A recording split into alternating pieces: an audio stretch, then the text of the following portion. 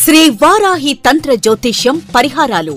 మనిషి జీవితం కాలానికి అధీనమై ఉంటుంది. కాలం వ్యతిరేకమైనప్పుడు మనిషి అనేక రకాల సమస్యలను ఎదుర్కోవలసి వస్తుంది. జీవితంలో అభివృద్ధి లేకపోవడం, వివాహం కాకపోవడం, వృత్తి వ్యాపారాల్లో ఇబ్బందులు, దాంపత్య సంతాన సమస్యలతో తల్లడిల్లుతున్న వారు, గ్రహపీడ, దుష్ట ప్రయోగాల వలన ఇబ్బందులు, ఎంత కష్టపడినా చేపల చెరువులు కలిసి రాకపోవటం, నరదిష్టి వంటి అమానుష శక్తులచే పీడింపబడినప్పుడు మీ జాతక చక్రంలోని గ్రహస్థితులను అనుసరించి ప్రస్తుతం మీరు ఎదుర్కొంటున్న వివిధ సమస్యలకు అవసరమైన తంత్ర పరిహారాలు చూపగలరు.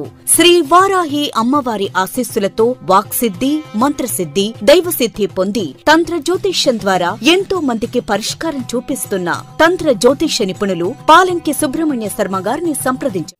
శ్రీమాత్రే నమః. శ్రీ గురుభ్యో నమః. మకర రాశి వారికి గత జన్మలోని అతి నిగూఢమైన జ్ఞాపకాల గురించి, అలాగే కొన్ని సందర్భాలలో మనకు జరగబోయేవి ముందుగా తెలుస్తాయి.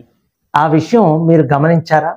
మకర రాశి వారు గత జన్మలో ఏం చేసేవారు, ఎలా జీవించేవారు, ఏ విధంగా మరణించారు, ఈ విషయాలన్నీ కూడా మీకు వీడియో మధ్యలో కొన్ని చివర్లోనూ తెలియజేస్తాను. మీలో ఎంతమందికి ఆ జ్ఞాపకాలు ఉన్నాయో కామెంట్ సెక్షన్లో కామెంట్ చేయండి. స్కిప్ చేయకుండా పూర్తి వీడియో చూడండి. ఎన్నో ఆసక్తికరమైన విషయాలు తెలుసుకోండి.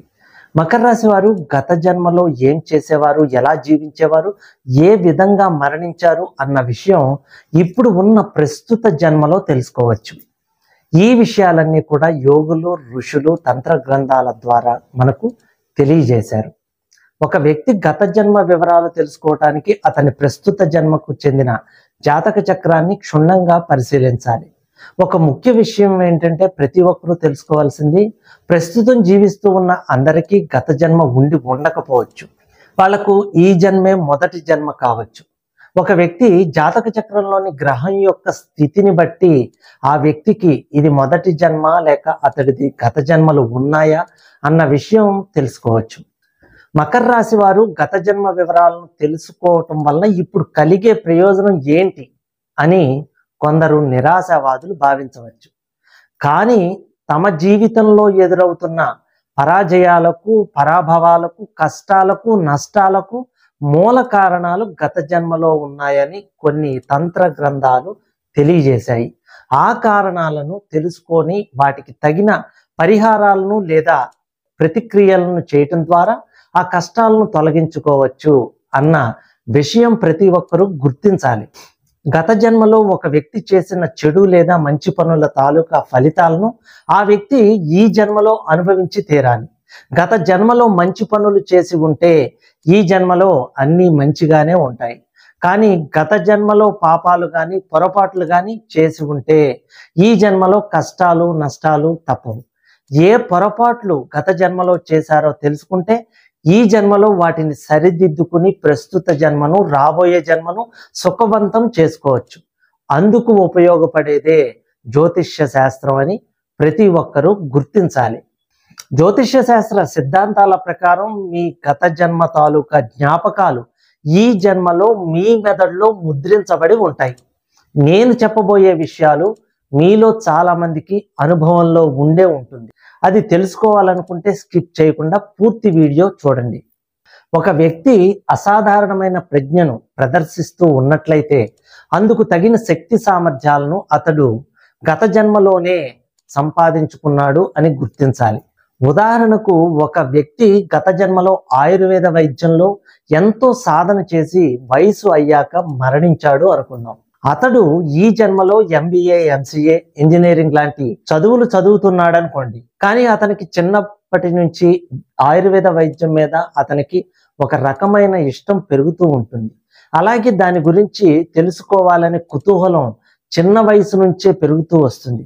దాని మీద అతను చదివిన చదువు కన్నా వైద్యం మీద ఎక్కువ నాలెడ్జి సంపాదించుకుంటాడు. కానీ ఇతను చదివే చదువుకి ఇతను అంతర్లీనంగా ఇష్టపడేదానికి సంబంధం ఉండదు.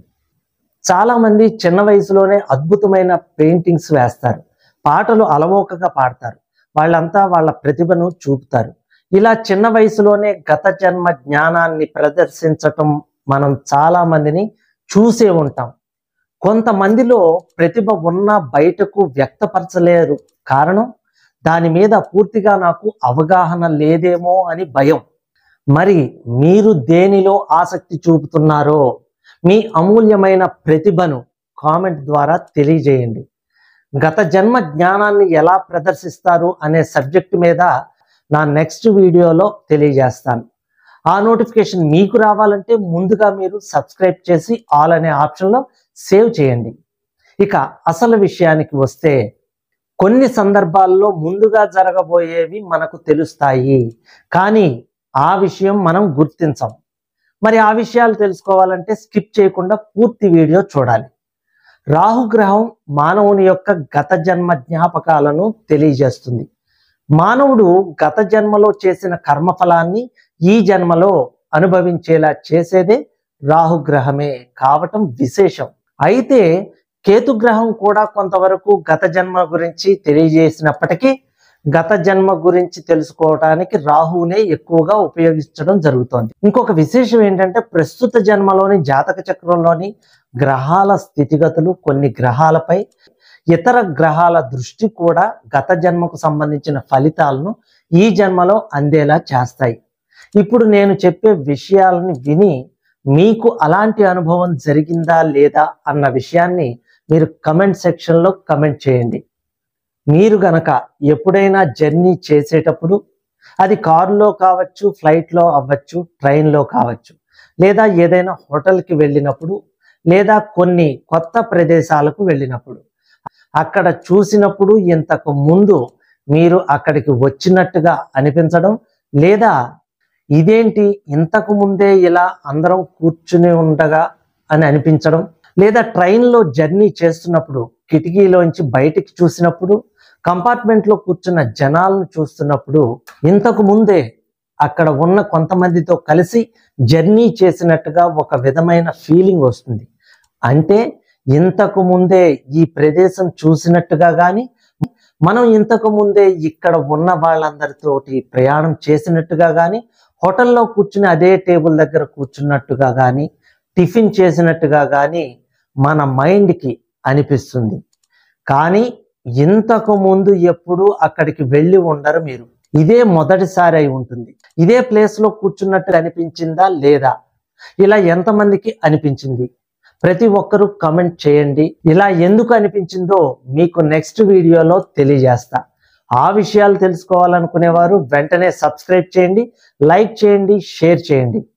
ఇక మకర రాశి జాతకంలో 12వ స్థానమైన రాశిని బట్టి అతడు గత జన్మలో ఏ వృత్తి చేసి ఉంటారు, ఏ విధంగా జీవించి ఉంటారు, ఏ విధంగా మరణించి ఉంటారు అన్న విషయాల గురించి తెలుసుకోవచ్చు. ఉదాహరణకు, ఒక వ్యక్తి రచయిత కావాలంటే అతనికి తన భావాలను ఇతరులకు బలంగా తెలియజేసే సామర్థ్యం ఉండాలి.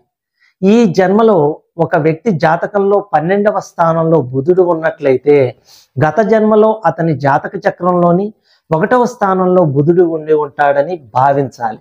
గత జన్మలో ఆ వ్యక్తి లగ్నంలో బుధుడు ఉన్న కారణంగా ఆ వ్యక్తికి గత జన్మలో గొప్ప మేధస్సు ఉండి ఉంటుంది. ఆ మేధస్సు ఈ జన్మలో కూడా సంక్రమించిన కారణంగా అతడు ఈ జన్మలో రచయితగాను, ప్రవచనకర్తగాను, ఎడిటర్గాను ప్రావీణ్యం సంపాదిస్తారు. అయితే మకర రాశి వ్యక్తి ప్రస్తుత జాతక చక్రంలోని 12వ స్థానం మకర రాశి అయినట్లయితే ఆ వ్యక్తి గత జన్మలో స్వయం కృషితో సంపదలను సంపాదించిన వ్యక్తిగా కానీ, ఒక సన్యాసిగా కానీ, ఒక అంగవికలుడిగా కానీ జీవించినట్లుగా గుర్తించాలి. వయసు పైబడటం వల్ల కానీ, విపరీతంగా శ్రమ పడటం వల్ల కానీ గత జన్మలో మరణం సంభవించినట్లుగా భావించాలి. అయితే ఈ జన్మలో కూడా వీరికి ఇటువంటి అలవాట్లు కలిగి ఉండటం విశేషం. ఈ జన్మలో వీరికి తల్లిదండ్రుల సంపాదన కాకుండా తమ సంపాదన మీదే ఆధారపడటం, సంపాదన కోసం నిరంతరం శ్రమ పడటం, కుటుంబం కోసం ఆరాటపడటం, ఏమీ చేయలేము అని నిస్సహాయ స్థితిలో కుటుంబాన్ని వదిలి సన్యసించాలనుకోవటం, నిరంతరం శ్రమిస్తూనే ఉండటం, నిద్రలో కలల్లో ఉలిక్కిపడి లేవటం, ఆధ్యాత్మిక లక్షణాలు, అతీంద్రియ శక్తులు సంపాదిస్తారు. తక్కువ స్థాయిలో ఉండేవారు, తక్కువ కులం వారు, లేబర్ పనులు చేసేవారు, పని మనుషులు, రోజువారీ పనులు చేసే కూలీలు, గుడ్డివారు, భిక్షగాళ్ళు, పాములు, మద్యం, వీటన్నిటినీ శని సూచిస్తాడు. ఇక్కడ చెప్పిన వ్యక్తులకు ఎవరైనా కానీ గత జన్మలో ద్రోహం లేదా చెడు కర్మలు తలపెట్టి ఉంటే ఈ జన్మలో శని ప్రతికూల స్థానంలో ఉండి తన ప్రతికూల శక్తిని జాతకుని మీద ప్రదర్శిస్తాడు. అదే ఒకవేళ ఈ వ్యక్తులకు గత జన్మలో మంచి కర్మలు చేసి ఉంటే ఈ జన్మలో శని వారికి అనుకూల శక్తిని ప్రసాదించి అన్నింటా విజయం కలిగేలా చేస్తాడు.